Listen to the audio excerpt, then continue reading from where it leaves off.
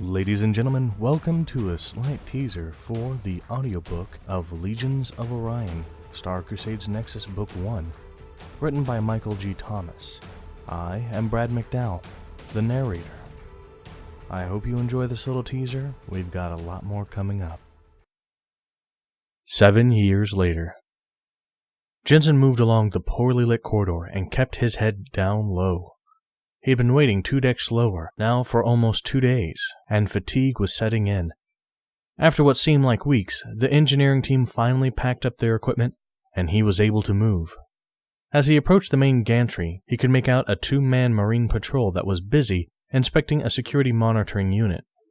Jensen took a step back and waited in the shadows. He reached down and pulled his sidearm from his belt.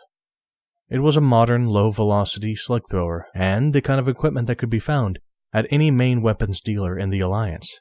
What it lacked in complexity, it made up for with its ability to avoid detection in almost any scanner unit when broken up into its 7 major components.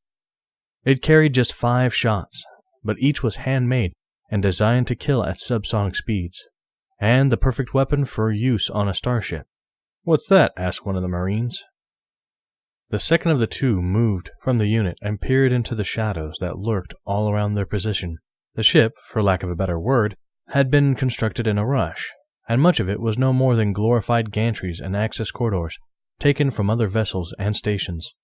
Jensen froze, every single muscle in his body turning to iron as he did his utmost to blend in with his surroundings. It hadn't been him, but anything that caught their attention could put them onto him. They looked about, but the more senior of the 2 quickly discarded the potential problem and returned to the monitoring unit. Jensen relaxed and continued forward until he was only 15 meters away from the 2 men. On the wall to his right was the stencil identifier announcing this was Section 6B, the part of the ship where the rotational equipment and motors were based. Though not critical to the operation of the station, it did allow the use of artificially created gravity for those working on the ship. A door on the right-hand side, and near the sign, led into a brightly lit room. "That's the place," he thought, glancing back to the 2 Marines. They were still busy looking at the station.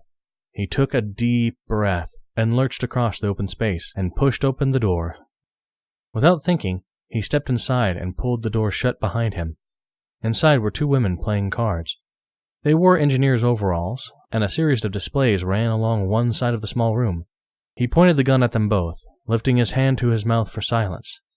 The first, a middle-aged woman with short dark hair, fell from her chair in surprise, but the second, a much younger woman, stared straight back. "You ready?" he asked. The young woman nodded and then pulled a short, slightly curved blade from her waistband. She stood up and walked to her fallen friend, extending her free hand out to help her.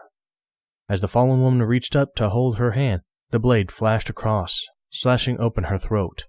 Blood gushed from the deep wound, and she slipped to the floor, leaving an ever-growing pool of blood behind her. Jensen could almost make out the tattoo on her right arm, just above the wrist, of the Confederate Navy, the precursor to the Alliance. He smiled at the thought of what they were doing.